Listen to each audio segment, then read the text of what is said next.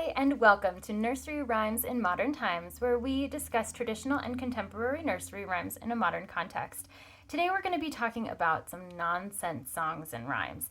So these have existed pretty much as long as nursery rhymes have existed, but possibly one of the most commonly referenced ones, especially in our modern society, is one that Raffi put together of apples and bananas.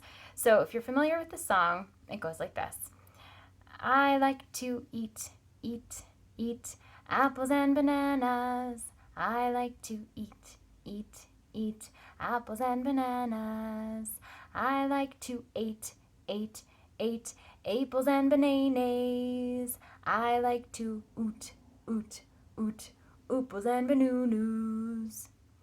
So as you're going through the song, there are opportunities for you to play with the vowels in the words that we're using. So eating apples and bananas obviously is the correct usage of those vowels in English.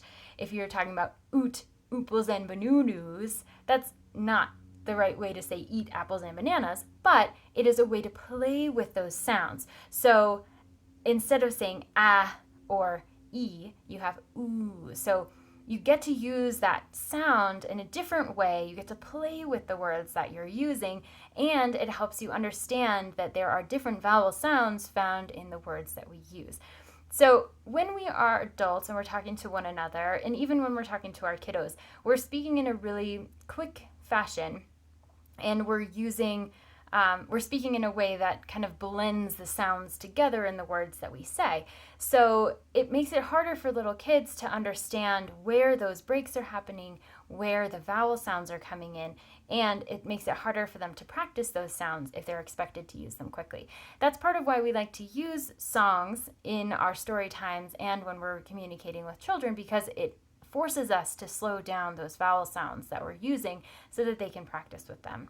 So this is one of the great songs that you can incorporate into your story time, because you can play with those vowel sounds and give kiddos an opportunity to kind of test the waters as far as what is the right way versus not the right way to pronounce various words.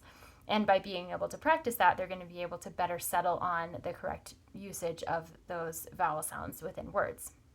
Now, as you're working with young kiddos, it is also tempting to only use the right way, right? So you have, when you're using nonsense words, nonsense sounds, you are potentially offering some confusion for young kiddos if they are not really sure if a word is real or how to use words the right way. So there is potential for some of that to happen when you're using nonsense words and rhymes.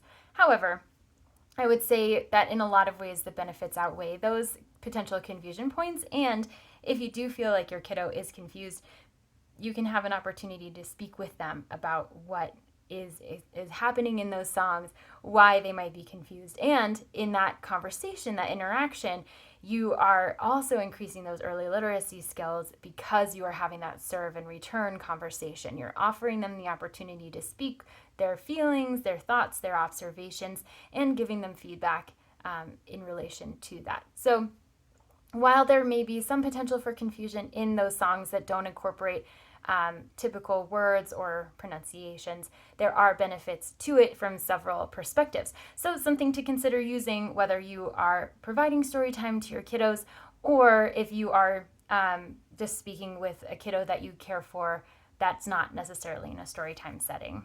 I'd love to hear whatever other nonsense rhymes, nonsense songs, nonsense words that you use with your kiddos in your story times. Please feel free to share them either in the comments below, or you can reach out to me directly. My contact information is below this video.